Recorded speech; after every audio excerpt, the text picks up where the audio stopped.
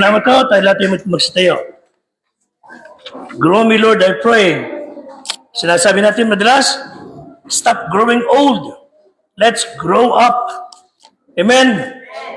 And we will be able to grow up in the faith. The more we are being pruned. Pagka tayo may pagsubok sa buhay, meron tayong mga pinagdaraanan, and you still thank God, you will grow up. Zechariah chapter 13, verse 6.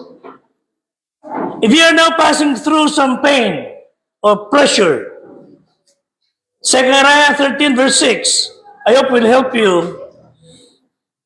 Sabi natin kanina, wala pong papasok sa langit na gawa ng kamay ng tao. Totoo po yan, wala po. Ano mang nililok ng kamay, ano mang pinagsikapan ng taong gawin, hindi papasok sa langit. Liban sa ginawa niyo sa Panginoon na pagsampalataya. At, itong pag-uusapan natin yan.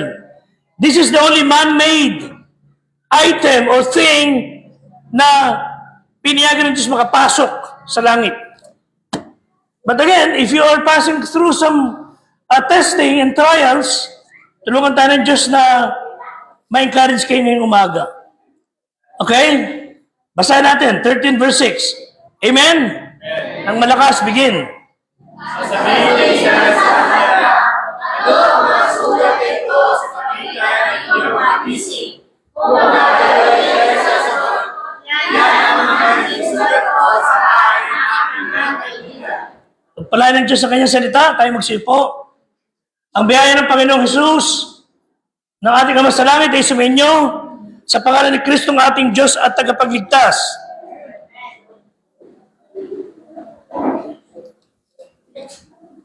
Tinan niyo huling bahagi ng talata. Tinanong siya, ano yung nasa bisig mo? Sabi nung kinausap, yan ang mga naging sugat ko sa bahay ng aking kaibigan. Ito pong Zechariah 13 ay prophetic words. Hula yan na magaganap isang araw sa pagbabalik ni Kristo. You believe it or not, ang Panginoong Kristo ay babalik para kunin ang kanyang mga anak. Para kunin ang mga Kristiyano. Ang tanong ko, sa pagbabalik ba ni Kristo, makakasama ba kayo? I mean, pag si Kristo dumating ngayon, kayo po ba makakasama sa rapture? Kaya ngayon pa lang, tiyakin na ninyo na kayo ay tunay na mananampalataya. Ang sinasabi po ng Bible, mga kapatid, sa pangalawang pagbabalik ni Kristo, kakausapin siya ng mga tao with surprise, with amazement, bumbum pagtataka. Makikita nila, si Kristo ay may sugat. Yan na yun, may marka sa kanyang katawan, sa kanyang bisig. At sabi nila, ano yan? Ba't meron kang ganyan? At ang sagot niya, nakuha ko yan sa bahay ng aking mga kaibigan. Tataka kayo, no? Nagkasugat siya sa bahay ng kanyang kaibigan. Di ba dapat safe ka sa bahay ng kaibigan mo? Amen? Pero ito rin nangyayari sa mundo. Magkakamag-anak, magkakaibigan, nagpapatayan, nagsasakitan. Wala nang respeto sa isa't isa. Pero yan po ay tumukoy sa salita mismo ni Jehovah ng Panginoong Hesus. Siya na nagkatawang tao, namatay, nilibing at tumuloy na muli, ay nagbangon after 3 days. The risen, returning Savior, tandaan niyo ito ay nagsabi, they are from the house of my friend. Eh di si Kristo nagkatawang tao, namatay sa krus. Alam natin lahat. After 2 years or 2,000 years, na siya nabuhay na muli, nasa langit at babalik. When He comes, mga kapatid, you will see the scars, the nail prints. Andun po rin sa kanyang katawan, sa kanyang paa, sa kanyang kamay, na pinagpakuan, pinaglagusan ng mga pako. And I believe, sa isang nabuhay na muling tagapagligtas, with His glorified body, the scars of His crucifixion will still remain. John chapter 20. To prove to you na ang pagkawin na muli ng Panginoon with His full resurrection body ay mayroong marka sa kanyang katawan. John 20:25. So, buksan niyo Bible. Basa. Begin.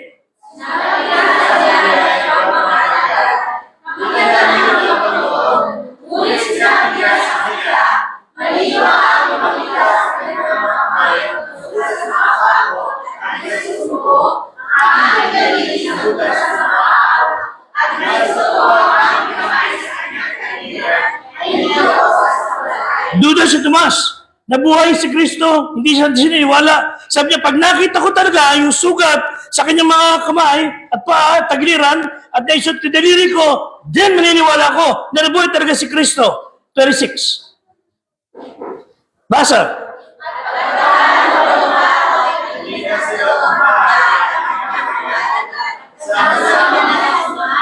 Malinis, na napili ko ako.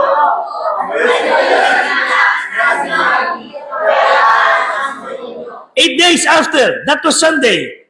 Ikawalong araw, linggo. Andun si Tomas. Nung isang linggo, wala siya. Dumating si Tomas, andun siya, si Kristo dumating, habang nakasaradong pintuan, lumagos ang katawan ni Kristo, mga kapatid, sa saradong pintuan. You know why? Because of His resurrection body. Amen? 27. Basa. Idaiti mo rito yung daliri. Tingnan mo aking mga kamay. Idaiti mo rito yung kamay. Isot mo siya sa aking tagiliran. Huwag na di ka mananampalatayin. Okay, Tomas, lika. Ito sugat ko. Patutunayan ko sa iyo. I am. What I says, I am. Nabuhay ako. Ilagay mo daliri mo rito pati sa tagiliran ko. At huwag kang di maniniwala. 27, 28. Nung makakuminsi si Tomas, nung mapatunayan niya siya talaga si Kristo, ano sabi ni Tomas? Amen? Patunay. Patunay na si Kristo ang Diyos. Naniwala siya ng lubusan. Panginoon ko at Diyos ko. I-focus niyo mga kapatid. Ang marka ng kanyang pagkapako sa krus, sa pagbabalik ni Kristo mga kapatid, again, yun lamang ang nanatiling ginawa ng tao sa kanya, na mananatili sa kanyang resurrection body. Ang tanong, Pastor, bakit importante? Ano kasaysayan? What is the importance? What is the significance ng kanyang marka, yung kanyang mga peklat, the scars in his body? Bakit ito importante pag-aralan natin? Alam niyo, bakit? To help you and I na maunawa natin, ano ang dahilan bakit kayo may problema? Pag naintindihan mo kung bakit kayo may problema, pag naintindihan mo why you are passing through some pain, at naintindihan mo sinasabi ng mensahe ngayon, you will see, mas magaan ang trato mo sa problema. Hindi ka kukuha ng alak, kukuha ng anumang bagay. You will treat pain and problem the way God would treat it pag siya naririto. We will study and it will help us deal sa pagharap sa anumang suliraning meron ka. Dahil hanggat buhay tayo, hindi ka mawala ng problema. Okay? Ang mga tao walang problema ngayon, either you are in the hospital ng mental o talagang wala ka na intindihan sa buhay o ikaw ang talagang dahilan ng problema. Pero sa isang tao matino, when you're passing through pain at hindi mo naman gagawin mo, this message will help you para gumaan lalo ang iyong kalooban, para maintindihan mo na magtiwala tayo sa Diyos. Pakinig niyo mabuti. At sabi ni Spurgeon, ang pastor must have the mind of a scholar, the heart of a child, and the skin of a rhinoceros. Nakakita na kayo ng rhinoceros? Kasabi niyo ko, sino nakakita? Rhinoceros? Makapal ang balat nun. Sabi ni Spurgeon, dapat ang pastor, she have the mind of a scholar. Dapat ang pastor, hindi ko ano nabig sasabi. Nag-aaral mabuti ng salita ng Diyos. Inaaral mabuti ang mensahe para pagdating sa mga tao, natututo mga tao, hindi nagiging katulad niya na walang nalalaman. Dapat ang pastor, ang lingkod ng Diyos. Dapat nag-aaral na mabuti ng salita ng Diyos. Para kundi politika, hindi ko na ano pinagkukwento. Tapos hingi ng pera. Marami ko alam na ganyan pastor. Magaling lang manghingi. Kung ano pinagsasabi sa pulpito. Politika, religion, kung ano. Hindi sinasabi ang salita ng Diyos. So the pastor should have the mind of a scholar. Secondly, the heart of a child. Ano yung puso ng bata? Ang bata madaling maturuan. Madaling makinig. Madaling sumunod sa kanyang magulang. Dapat tayo mga Kristiyano, matuto tayo sumunod kagad sa Diyos. No questions asked. Madaling makinig. Madaling kausapin. At should have the skin of a rhinoceros. Dapat makapal ang balat mo sa mga batikos, paupasala, sa mga pagsubok. Dapat makapal. Hindi makapal ang mukha sa kahiyan, kundi makapal ang mukha sa makapal ang mukha at balat sa pagharap sa buhay, sa problema, matatag, matibay. Lahat tayo, mga kapatid, kung siguro isa-survey ko, alam niyo ibig sabihin ng pagdurusa. Siguro ilan sa inyo hanggang ngayon dumadaan sa pagsubok. Baka ilan sa inyo ngayon, kaya wala sa church, dahil dumadaan sa, ginupo na sila ng suliranin. Pero hindi pa pwedeng lahat tayo, meron sa atin, na dumaan sa pagsubok na hindi masusugatan. Lahat tayo masusugatan. Lahat tayo dadaan sa pagsubok. Job 14:1. Ano sabi ng Bible? Job 14:1, basa.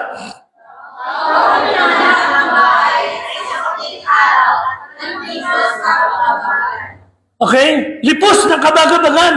Ang ipinanak na babae ay puno-puno ng kabagabagan, suliranin. Madalas may mga tao, pag may suliranin, basag na basag ang kalooban, and they would say, Panginoong Diyos, please, tulungan mo ako. Help me. Alisin mo yung suliranin ito. Alisin mo yung problema ko. Remove the pain. Solve my problem.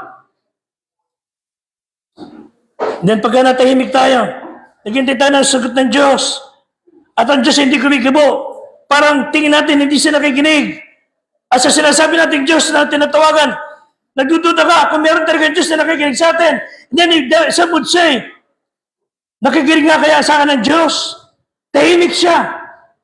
Nabaro tayo ng pagdududa sa problemang dinadaanan, parang hindi siya nakikialam. Sabi siguro ng mga tao, alam na Diyos may problema ko.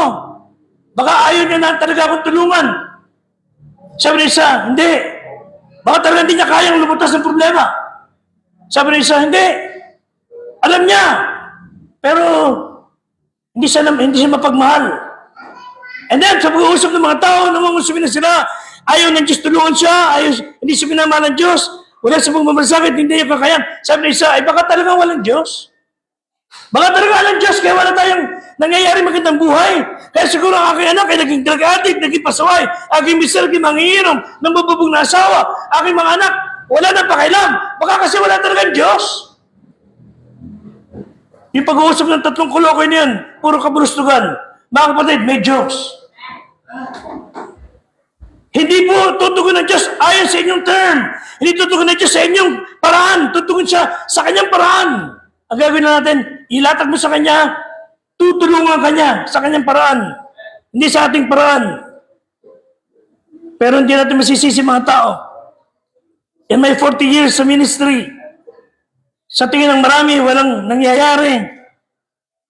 Sabi ng isa, Pastor, talaga bang ang tao, kahit Kristiyano, nagdurusa? Actually, yung tanong nila mali eh. Hindi lang po tao nagdurusa. To tell you frankly, pati ang Diyos nagdurusa. Ang ating Panginoong Diyos na si Kristo ay nagdurusang kasama ninyo.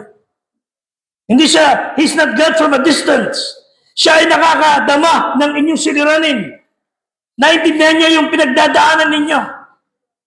Huwag niyo isipin na nag-iisa kayo. Kung sakali akala niyo walang tumutulong, tinaluguro kayo mga tao, wala nang mamalasakit. God is afflicted. Kasama niyo nagdurusa. At ang maganda nun, may ginagawa siyang paraan. Again, sabi ko sa inyo, He will come again with those scars sa kanyang katawan.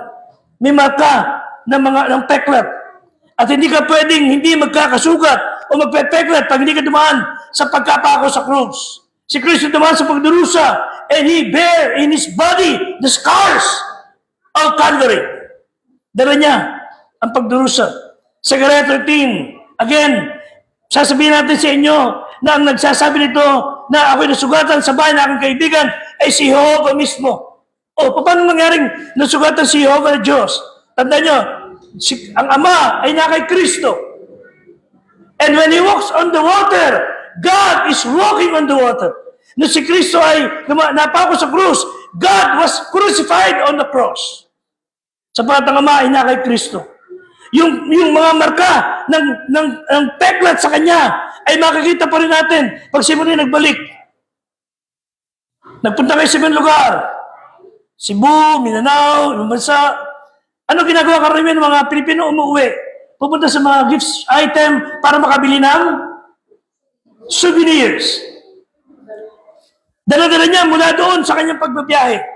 Mga kapatid, pagbabalik ni Kristo, dala niya ang souvenir ng Calvary.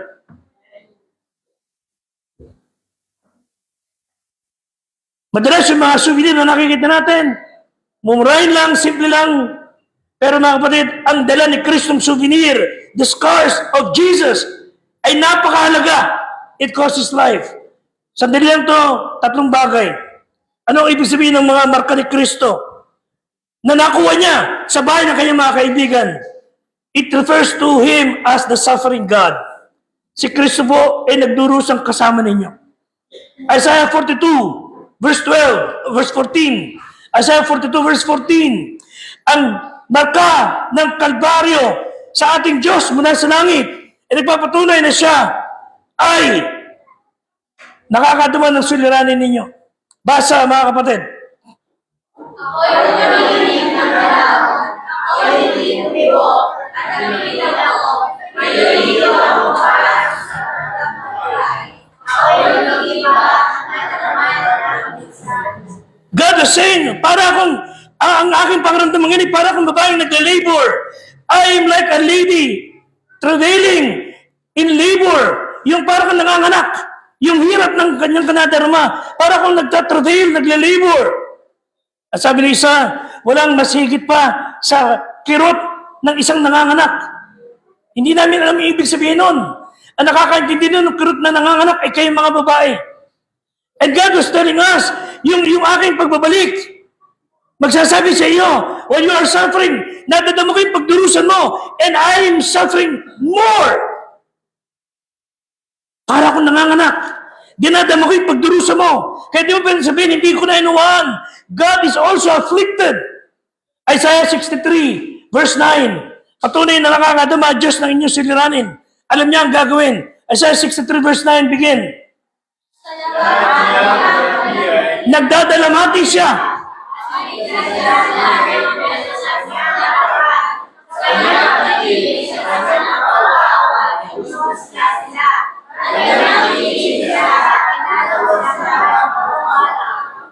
Nakita niyo sinasabi ng Diyos? In your affliction, He is afflicted. Iniligtas niya kayo.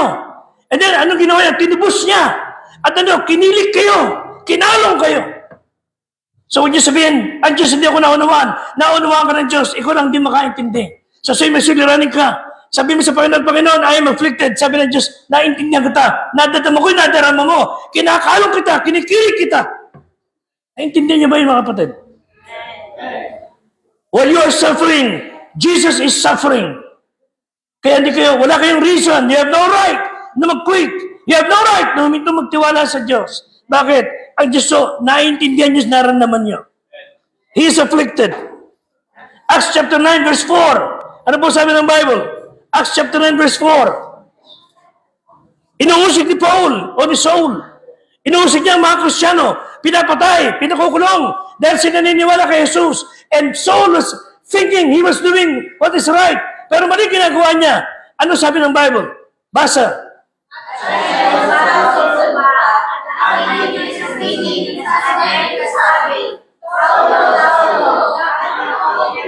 Kinailangan si Kristo kumausap sa kanya. At sabi ni Kristo sa kanya, bakit mo ako inausig? Bakit mo ako pinapersecute? Sabi ni Saul, hindi ko ito pinapersecute, hindi nga kita kilala eh. Ang inausig ko mga Kristiyano. Mga kapatid, pag inusig niyo Kristiyano, si Kristo inuusig niyo. Nainawaan yan. Ano bang gawin niyo sa kapwa Kristiyano? Ginagawa niyo yung kay Kristo. Kaya sabi ni Paul, ang inuusig ko yung mga Kristiyano. Sabi ni Kristo, ako ang inuusig mo. Dahil ang mga Kristiyano ay buligan na aking mga mata. They are the apple of my eye. Walang magulang. Na hindi matutulog ang puso. Pag nakita yung anak na nagdurusa. Nadarama ng magulang, sasabihin pa ng magulang, saan ako na nagkasakit kaysa ikaw?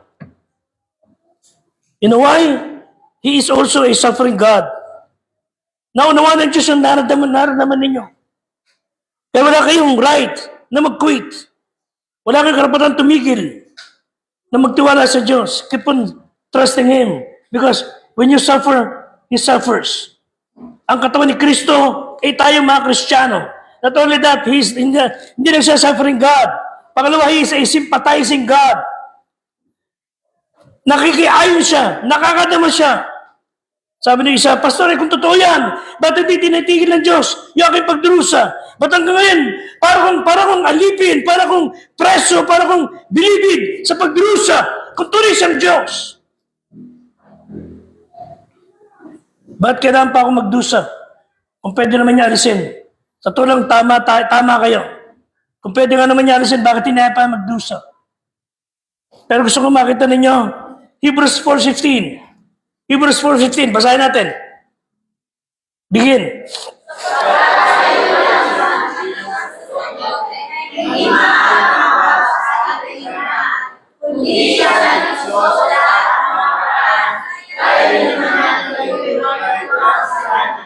Alam nyo, He is sympathizing with you.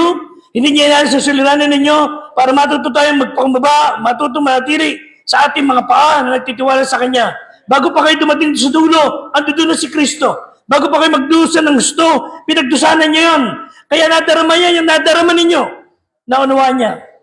He's been there. He knows. He feels. He sympathizes. Matthew 9:36. Andun yung kanyang kaabagan. Matthew 9:36, ano sabi ng Bible? Basa.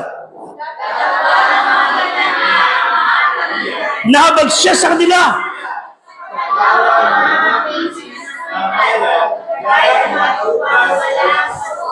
Ibig sabihin, He is willing to suffer with you.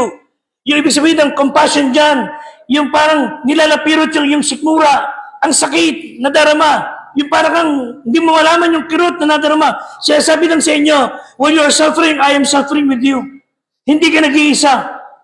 John 11:35. Nung si Lazaro ay namatay, ano sabi ni Kristo?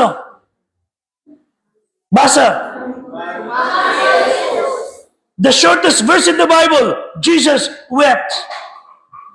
Namatay ang kanyang kaibigan. Tumangis ang Panginoon. May mga tao pag namatay kayo, tuntua pa. Pero si Kristo mamatay ang kanyang kaibigan. At ang mga tao, mga Kristiyano, sa oras na yun, tumangis ang Panginoong Diyos. Bakit to? Ano purpose? Na nauunawaan niya kayo. Dahil yung pain, hinayaan niya magstay muna. Listen to this. Hinayaan niya magstay muna ang pain, ang suliranin, ang kirot sa buhay dahil mayroong purpose. Meron siyang doktor, sabi niya, if I have my power, if I have the authority to eliminate pain, if I have the power na alisin na lahat ng kirot at sakit, kung meron akong kakayahan, hindi ko gagawin. Bakit kanya? Sabi isa, nababaliw ka ba, doktor? Doktor ka, dapat dinalis mo yung kirot. Hindi, wala nga akong kapangyarihan, pero kung meron akong paraan, kapangyarihan, hindi ko gagawin. You know why? Because pain is a gift from God. Naliliti ko usap niya. Ano ibig sabihin? Nakakita na kayo yung taong may ketong? Nakakita na kayo? Ang taong may ketong, ay, wala nang nadarama. Kinakain ng sugat ang kanyang mga balat, mga laman. Lumalakad sila, hindi lang napapansin, nilalamon na ng lupa ang kanyang laman. Bakit? Pag may ketong ka, wala ka nang nararamdaman. Wala ka nang naintindihan. Nauubos yan. Hanggang sa wala ka ng panghawak, kinakain ng ketong. At wala ka na ng kirot. Hanggang sige mamatay ng tuluyan. Alam yung bakit? You know why? Kung bakit ang pain remains there, subukan nyo. Kagaya na, natupilas ka. Tingin nyo tumabulid. Natapa ka. At tapilok ang paa mo. Paano ka lumakad? Ika-ika ka. Bakit? Pag dinapak mo, ang sakit. Alam nyo, pag pinilit mo itapak yun, lalala yung sakit mo. So ika-ika ka, upo ka. Whenever you have pain, listen, whenever you have pain, magiging aware ka. May purpose ang pain. Para hindi ka lumala. Para hindi ka matutong lumayo na lumayo sa Diyos. Para matuto ka lumapit sa Kanya. The pain would cause you to come to Him. Minsan pa maganda buhay ng tao, lahat maayos na maayos. Para kang may ketong, wala kang pakialam. Samba, wala kang pakialam. Basanbay, wala kang pakialam. Bakit? Malayo ka na sa Diyos, hindi ka na nakakadama. Pero somehow, God is giving you pain para malalaman meron ka Diyos na dapat tatawagan. Para hindi ka makalimot. Pain has a purpose. Caring purpose. Pangalawa, pain as a combining purpose. Ano ibig sabihin? Pain. Kaya kaya naman, mamartilyo ka. Madalas ako ganun eh. Martilyo ka ganun. Napukpong mo yung daliri mo. Ano gagawin mo pag napukpong kamay mo? Ano gagawin nyo? Pag napukpong ang daliri. Ano gagawin? Sige, paano? Hindi mahihipan lang. Ano gagawin? Tapos tatanong ka. At di ba? Tatanong ka. Ano ibig sabihin? When you're in pain, everybody parts of your body combines, unites. Tumutulog yung bibig. Pambaba, kanon, maalis mo sakit. Wala Diyos eh. Isa kaya ganun mo, nauntuguli, aray. Pain has a purpose of caring. Pain has a purpose of combining. Kailangan mo maintindihan.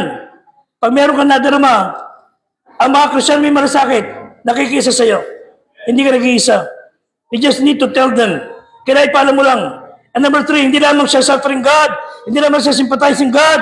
Number 3, He is a saving God. Isaiah 13 verse 6. 13 verse 6. Ano yung mga sugat na yan? Wika niya. Sa kanya, sabi ng Panginoon, those are when I was wounded in the house of my friend. Nasugatan ako. Zechariah 13:6. Nasugatan ako sa bahay ng aking kaibigan. Kanina pinag-usapan natin tungkol sa biblical view ng Christmas. Ang napakasakit ito ng mga kapatid. He was the only one born to die.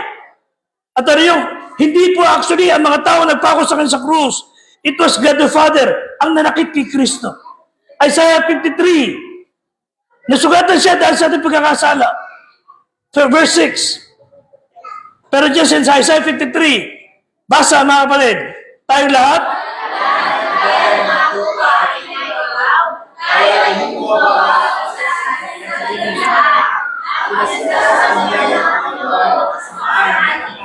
isa sa talata dyan, nakalagay, sinaktan siya ng Diyos. I think verse 2.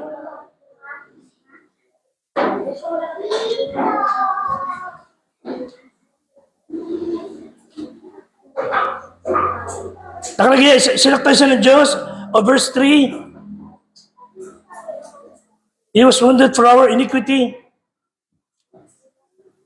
Yan, tignan nyo, basa. Verse 4. Begin. Dinala ating mga kapanglawan. Ngayon may ating pinalagay siya na hinampas. Sinaktan ng Diyos. Mga kapatid, ang ama ang nanakit sa anak.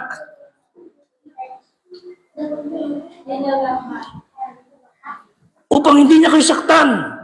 Ang inabot ng galit ng Diyos, si Kristo, upang hindi kayo abutan ng galit ng Diyos.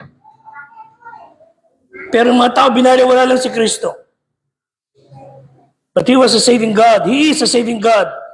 Siya po yung nakakadama na lahat ng suliranin natin upang tayo ay magkaroon ng magandang pagkatao, malinis. Isaiah 1:18. Hindi po sinabi ng Bible.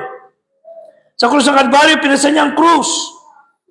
Napako siya ron. Isaiah 1:18. Pakibasa.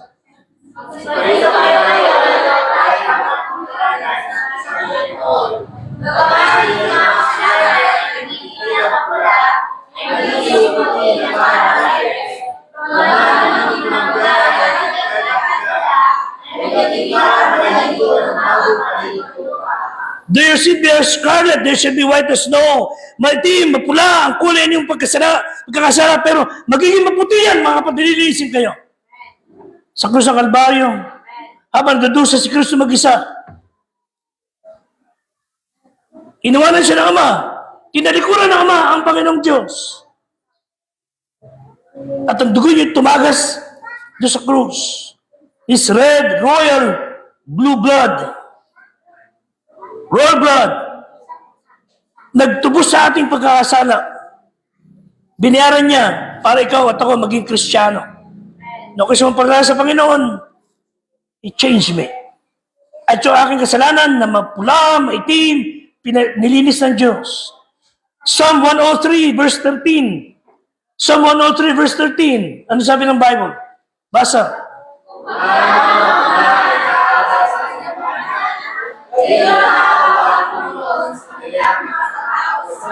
Hindi kanya pababayaan. Kung paano kayo nahabag sa inyo anak, ang Ama ay mahabag din sa inyo na natatakot sa Kanya. Psalm 27 verse 10. Sa kayong pagdurusa, ano sabi ng Bible? 27 verse 10. Begin.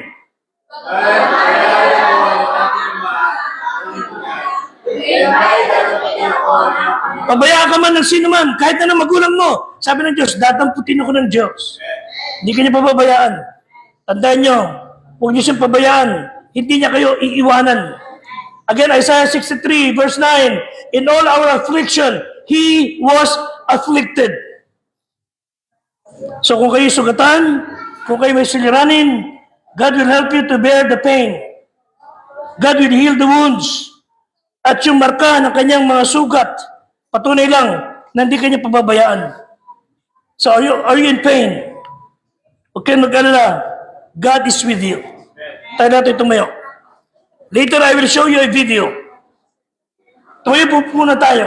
And let us pray. Mga kapatid, habang kayo nakapikit, habang kayo